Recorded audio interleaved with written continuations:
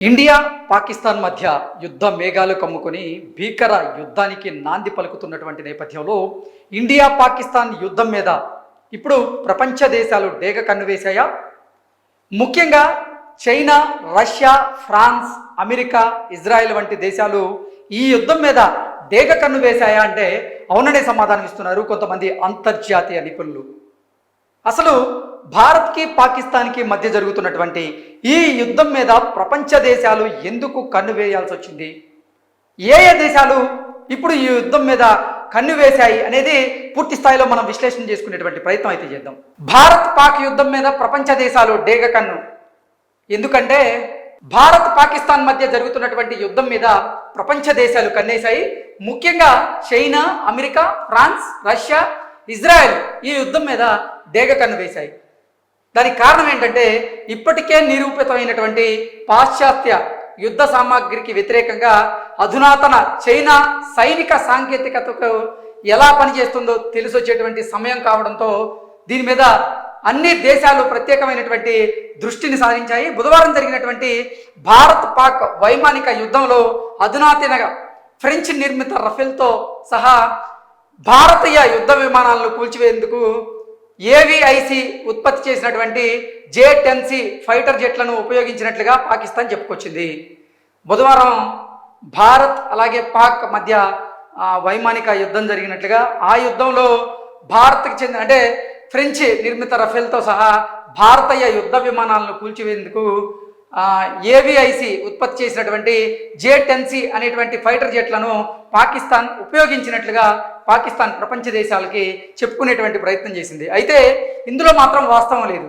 ఈ రూమర్తో చైనా యొక్క ఏవిఐసి చెండు ఎయిర్ క్రాఫ్ట్ షేర్లు 40% పెరిగాయి. సో ఇక్కడ నిజంగా చెప్పాలి అంటే భారత్ పాకిస్తాన్ల మధ్య జరుగుతున్నటువంటి ఈ యుద్ధం ఏదైతే ఉందో ఈ యుద్ధాన్ని అడ్డం పెట్టుకొని చైనా దీన్ని క్యాష్ చేసుకోవాలనేటువంటి ప్రయత్నం చేస్తూ ఉంది. అంటే పాకిస్తాన్కి అవసరమైనటువంటి యుద్ధ సామాగ్రిని సప్లై చేస్తూ ఉంది, లోపాయికారకంగా ఒప్పందాలు చేసుకుంది. దానికి ప్రతిగా ఇప్పుడు పాకిస్తాన్ చైనాకి తోడ్పాటును అందించేందుకు ఏం చేస్తుందంటే ఏవిఐసి అనేటువంటి అంటే ఏవిఐసి ఉత్పత్తి చేసినటువంటి J-10C ఫైటర్ జెట్లను మేము ఉపయోగించి భారత్ మీద విజయం సాధించామన్నట్లుగా పాకిస్తాన్ వారు చెప్పుకుంటున్నటువంటి నేపథ్యంలో నిన్న ఏవిఐసి చెంగ్డ్ ఎయిర్ క్రాఫ్ట్ షేర్లు 40% పెరిగాయి. పాకిస్తాన్ చేసినటువంటి వాదనలను భారతదేశం అంగీకరించలేదు. అటు చైనా తయారు చేసినటువంటి జెట్ల ప్రమేయం గురించి అడిగినప్పుడు చైనా విదేశాంగ మంత్రిత్వ శాఖ ప్రతినిధి కూడా ఏం స్పందించలేదు. దాని గురించి తనకు తెలియదని ఆయన చెప్పడం జరిగింది. అయినప్పటికీ పాకిస్తాన్కి ప్రధాన ఆయుధ సరఫరాదారుగా ఉన్నటువంటి చైనా తన ఆయుధ వ్యవస్థలు నిజమైన యుద్ధంలో ఎలా పనిచేస్తాయో తెలుసుకోవడానికి యుద్ధాన్ని నిశ్చితంగా గమనిస్తూ ఉన్నాయి. ఇక్కడ మనం చూసుకున్నట్లయితే ఇందాక మనం మాట్లాడుకున్నట్లుగా పాకిస్తాన్కి యుద్ధ సామాగ్రిని చైనా సప్లై చేస్తూ ఉంది. అయితే పాకిస్తాన్ పదే పదే ఇప్పుడు భారత్ మీద కయ్యానికి కాలు దూవుతూ ఉంది. భారత భూభాగంలో ఉన్నటువంటి కొన్ని సరిహద్దు రాష్ట్రాలలో ఇప్పుడు పాకిస్తాన్ వరుసగా ఆత్మాహుతి డ్రోన్లతో దాడులు చేసేటువంటి ప్రయత్నం చేస్తూ ఉంది. అలాగే మిసైల్స్తో విరుచుకుపడేటువంటి ప్రయత్నం చేస్తూ ఉంది. నెక్స్ట్ యుద్ధ విమానాలతో కూడా వారు దాడులు చేసేటువంటి ప్రయత్నం చేశారు. అయితే భారత సైన్యం చాకచక్యంగా ఇప్పుడు పాకిస్తాన్ సైన్యాన్ని తిప్పికొడుతూ ఉంది. పాకిస్తాన్ చేస్తున్నటువంటి దాడులు ఏవైతే ఉన్నాయో వాటిని చాకచక్యంగా తిప్పికొడుతూ ఉంది. పాకిస్తాన్ వదిలినటువంటి ఆత్మాహుతి డ్రోన్లు ఏవైతే ఉన్నాయో వాటిని నేలకొల్చింది.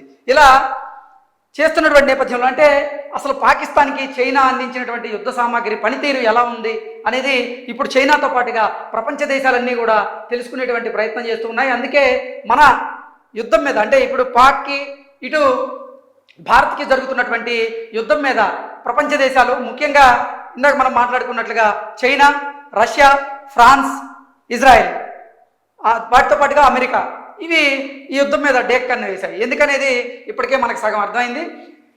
ఇటీవల కాలంలో సైనిక సూపర్ పవర్గా ఎదుగుతున్నటువంటి చైనా 4 దశాబ్దాలకు పైగా పెద్ద యుద్ధం చేయలేదు. కానీ నాయకుడు జిన్పింగ్ ఆధ్వర్యంలో తన సాయుధ దళాలను వేగంగా ఆధునీకరించింది. అధునాతన ఆయుధాలు, అత్యాధునిక సాంకేతికత పరిజ్ఞానాలను అభివృద్ధి చేయడానికి భారీగా వనరులను కూడా చైనా ఖర్చు చేసింది. ఈ ఆధునికీకరణ డ్రైవ్ను బీజింగ్ చేపట్టడంతో పాకిస్తాన్ చైనాను తన ఇనుప కవచ సోదరుడు ఐరన్ కర్టెన్ బ్రదర్గా చాలా కాలంగా ప్రశంసిస్తూ ఉంది. Stockholm International Peace Research Institute data ప్రకారంగా గత 5 సంవత్సరాలుగా పాకిస్తాన్ దిగుమతి చేసుకున్నటువంటి ఆయుధాల్లో 81% చైనా సరఫరా చేసినాయి. సో పాకిస్తాన్, మన దాయేది దేశం అయినటువంటి పాకిస్తాన్ ఏదైతే ఉందో అది ఎన్నో సంవత్సరాల నుంచి చైనాని ఇనుప కవచ సోదరుడిగా వాళ్ళు ప్రశంసిస్తూ ఉన్నారు. ఈ నేపథ్యంలోనే అసలు పాకిస్తాన్లో ఉన్నటువంటి యుద్ధ సామాగ్రి ఏదైతే ఉన్నాయో ఆ యుద్ధ సామాగ్రిలో 81% వారు చైనా నుంచి సరఫరా చేసుకున్నాయే. ఈ ఎగుమతుల్లో అధునాతన యుద్ధ విమానాలు ఉన్నాయి, క్షిపణులు ఉన్నాయి, రాడార్లు ఉన్నాయి, వైమానిక రక్షణ వ్యవస్థలు ఉన్నాయి. ఇవి పాకిస్తాన్ భారత్ మధ్య యుద్ధంలో కీలక పాత్ర పోషిస్తాయని నిపుణులు అంటూ ఉన్నారు. సో చైనా దగ్గర నుంచి పాకిస్తాన్ ఏ యుద్ధ సామాగ్రిని ఎగుమతి చేసుకుంటుంది అనేది మనం ఒకసారి కనుక మళ్ళీ చూస్తే యుద్ధ విమానాలను ఎగుమతి చేసుకుంటూ ఉంది, క్షిపణులను ఎగుమతి చేసుకుంటూ ఉంది, రాడార్లను ఎగుమతి చేసుకుంటూ ఉంది, వైమానిక రక్షణ వ్యవస్థను అంటే వైమానిక దాడులు చేయడానికి వాటికి సంబంధించినటువంటి యుద్ధ సామాగ్రిని కూడా చైనా నుంచి పాకిస్తాన్ ఎగుమతి చేసుకుంటూ ఉంది. ముఖ్యంగా చెప్పాలంటే ఆత్మాహుతి డ్రోన్లను కూడా చైనా నుంచే ఇప్పుడు పాకిస్తాన్ ఎగుమతి చేసుకునేటువంటి పరిస్థితి వచ్చింది. అయితే ఈ ఆత్మాహుతి డ్రోన్లు అయితే ఉన్నాయో వాటిని భారత సైన్యం అయితే చాకచక్యంగా తిప్పికొడుతూ ఉంది.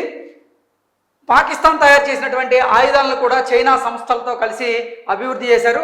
అంటే పాకిస్తాన్లో వారు తయారు చేసేటువంటి యుద్ధ సామాగ్రి కూడా చైనా సహకారంతోనే వారైతే అభివృద్ధి చేయడం జరిగింది, లేదా చైనీస్ సాంకేతికత ఇంకా నైపుణ్యంతో నిర్మించారు.